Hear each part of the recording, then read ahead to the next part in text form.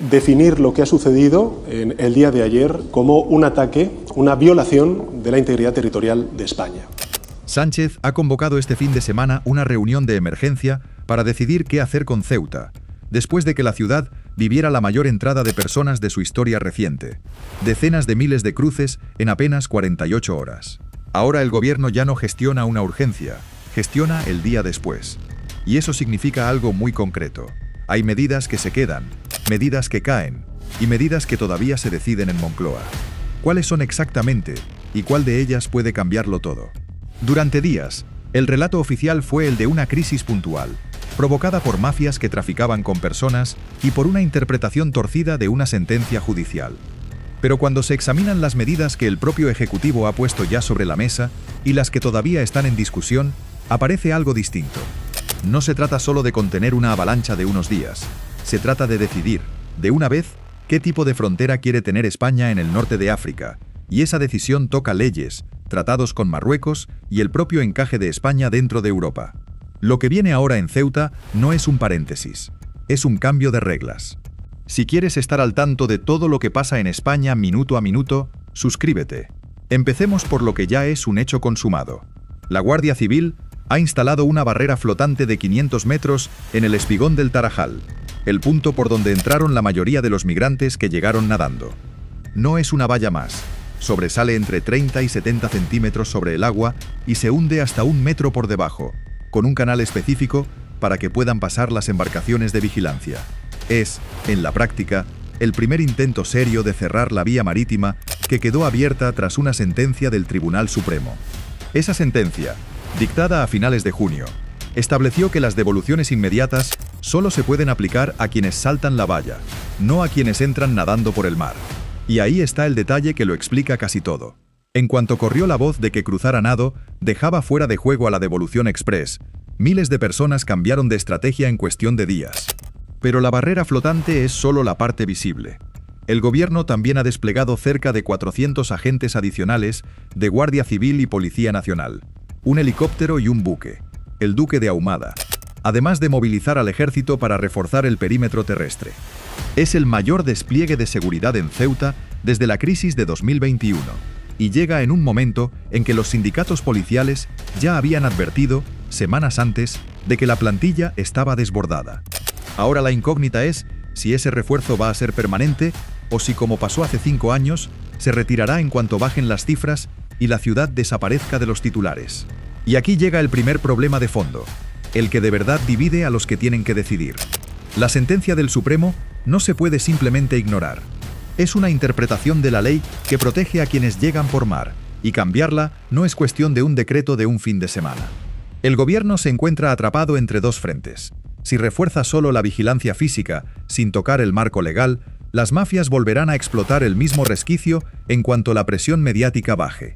Pero si intenta modificar la ley de extranjería para ampliar los supuestos de devolución en caliente, se expone a un choque directo con el Tribunal Constitucional y con Bruselas, que vigila de cerca cómo trata España sus fronteras exteriores, porque, no lo olvidemos, son también fronteras de toda la Unión Europea. Mientras tanto, la crisis ha saltado a Bruselas con una velocidad que ha pillado a más de uno con el pie cambiado. 22 países han pedido una reunión urgente de ministros de Interior para coordinar una respuesta común, un movimiento promovido por Alemania y Dinamarca. Y el comisario europeo de Migración, Magnus Brunner, ya ha trasladado a España su disposición a reforzar el apoyo con Frontex, la Agencia Europea de Fronteras. Sobre el papel, suena a solidaridad. En la práctica, lo que se negocia detrás es mucho más incómodo para Sánchez. ¿Cuánto control cede España sobre su propia gestión fronteriza a cambio de recibir ese refuerzo europeo? Porque no todos los socios europeos han reaccionado igual, y ahí está la segunda capa de este conflicto, la que menos se ha contado. Sánchez ha enviado una carta a los máximos representantes de la Unión Europea acusando a varios gobiernos de haber optado por atacar a España en lugar de ayudar, y ha señalado directamente a Italia por, según él, instrumentalizar lo ocurrido. Algunos países han llegado a plantear la exclusión temporal de España del espacio Schengen, una posibilidad que suena extrema, pero que ya está encima de la mesa en algunas cancillerías. Frente a eso, Francia ha salido en defensa de España. Su ministro del Interior, Laurent Núñez, ha descartado absolutamente que España pueda quedar fuera de Schengen, y el Reino Unido ha ofrecido toda la ayuda posible. Sánchez, en definitiva, no solo está gestionando una frontera, está librando una batalla diplomática para que esta crisis no le cueste a España su lugar dentro del espacio de libre circulación europeo. Y conviene entender qué significaría de verdad esa amenaza, porque no es solo un titular. Quedar fuera de Schengen, aunque fuera de forma temporal, implicaría recuperar controles en fronteras que ahora mismo son invisibles para millones de personas que cruzan cada día entre España y el resto de Europa por trabajo, turismo o comercio. Ningún gobierno español, sea del color que sea, puede permitirse llegar a ese punto, y por eso cada gesto de apoyo de Francia o del Reino Unido pesa tanto en esta negociación. Sánchez lo sabe, y por eso ha decidido jugar fuerte en Bruselas en lugar de limitarse a defender la gestión sobre el terreno en Ceuta. Hay un tercer frente que el gobierno todavía no ha resuelto, y es el que se ve menos en televisión: el colapso del centro de acogida de Ceuta, el CETI. Un centro pensado para unas 500 personas ha llegado a acumular varias veces esa cifra en los últimos días, con familias durmiendo al raso junto a las instalaciones, porque dentro ya no cabe nadie más. El presidente de la ciudad autónoma ha llegado a calificar la situación como emergencia humanitaria y ha pedido al gobierno central que amplíe de forma urgente la capacidad de acogida, algo que hasta ahora no figuraba entre las medidas anunciadas con más fuerza. Y aquí aparece una contradicción incómoda. Mientras Moncloa presume de que la mayoría de los recién llegados ya han sido devueltos a Marruecos, muchos vecinos de Ceuta aseguran que las calles y los alrededores del CETI siguen desbordados, con supermercados vaciados de existencias y una sensación de tensión que las cifras oficiales no reflejan del todo. Gracias por seguir con nosotros, porque lo que viene ahora lo cambia todo. En el terreno humano, la cifra que de verdad debería preocupar a cualquiera no es la de los cruces, sino la de los cuerpos recuperados en el mar. Ya son 67 los fallecidos confirmados en los intentos de llegar a Ceuta estos días. Son personas que intentaron cruzar a nado precisamente por ese resquicio legal que ahora se quiere tapar con una barrera flotante. Cada medida que el gobierno anuncia para contener también es, en la práctica, una respuesta a esas muertes, aunque en las ruedas de prensa oficiales casi nunca se diga así de claro.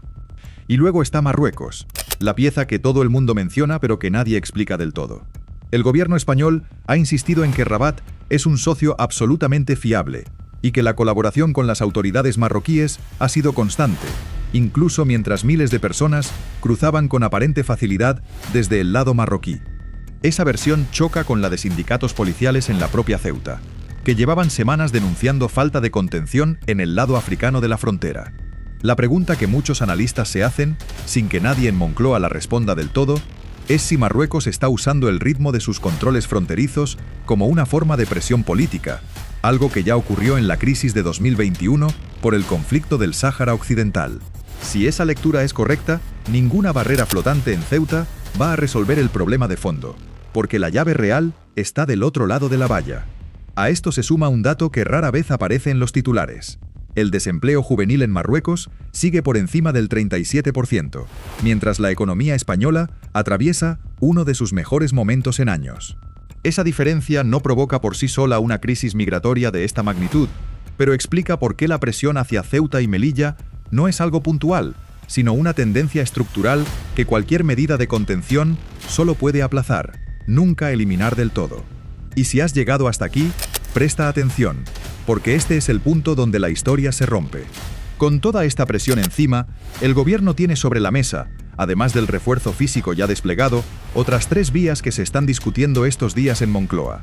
La primera es acelerar las devoluciones express de quienes no cumplen los requisitos para pedir protección internacional, aprovechando el respaldo que ha ofrecido Frontex para agilizar los trámites. La segunda es reforzar el acuerdo migratorio con Marruecos, algo que exige negociación diplomática y que, según fuentes del propio Ejecutivo, podría tardar semanas en concretarse porque Rabat también quiere obtener contrapartidas económicas a cambio de endurecer sus controles. Y la tercera, la más delicada de todas, es una posible revisión legal del mecanismo de rechazo en frontera para intentar que se ajuste también a quienes llegan por mar, sin chocar frontalmente con la sentencia del Supremo.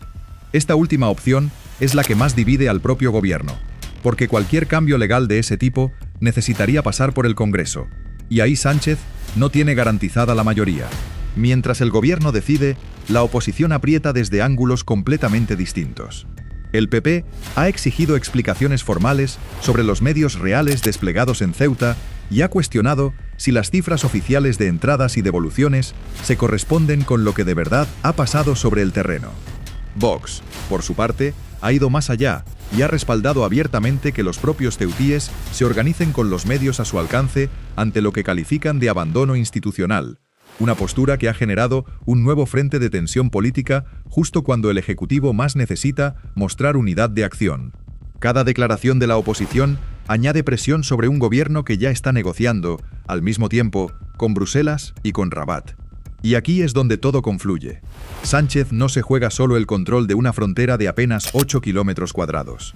Se juega si España puede seguir defendiendo, dentro de la Unión Europea, un modelo migratorio distinto al que están adoptando la mayoría de sus vecinos, que llevan meses girando hacia políticas más duras. España es, hoy, de los pocos países que mantiene programas de regularización abiertos, mientras casi todo el continente cierra filas. Lo que decida en los próximos días sobre Ceuta no va a ser solo una respuesta a una emergencia puntual. Va a marcar si ese modelo español sigue siendo sostenible o si la presión, tanto desde dentro como desde fuera, termina forzando un giro que hasta ahora Moncloa se había negado a dar. Piénsalo un momento desde la otra orilla. Del lado marroquí de la valla no hay estadísticas ni videoconferencias de ministros. Hay miles de jóvenes que han crecido viendo cómo la distancia entre Fnidek y Ceuta, apenas unos metros de agua, separa dos futuros completamente distintos. Ninguna barrera flotante cambia eso. Y mientras esa distancia siga significando lo que significa, cada medida que Sánchez anuncie será, como mucho, un parche sobre una presión que no deja de crecer por debajo. Lo que queda claro, después de repasar cada pieza de este tablero, es que no hay ninguna medida capaz de resolver esto por sí sola. La barrera flotante puede cerrar un punto de acceso, pero no cambia la sentencia que la hizo necesaria. El refuerzo policial puede contener una oleada, pero no negocia con Marruecos. Y la presión europea puede traer ayuda de Frontex, pero también puede costarle a España parte del margen de maniobra que hasta ahora tenía para decidir su propia política migratoria. Sánchez tiene, sobre su mesa, un problema que no se resuelve con un anuncio de fin de semana, sino con decisiones que van a definir la frontera sur de España durante años.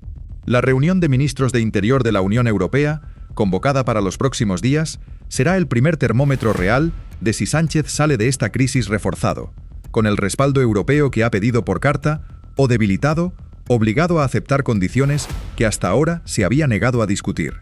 Y en Ceuta, mientras tanto, la barrera flotante seguirá ahí, meciéndose en el agua, como recordatorio de que a veces la política tarda semanas en decidir lo que el mar decide en una sola noche.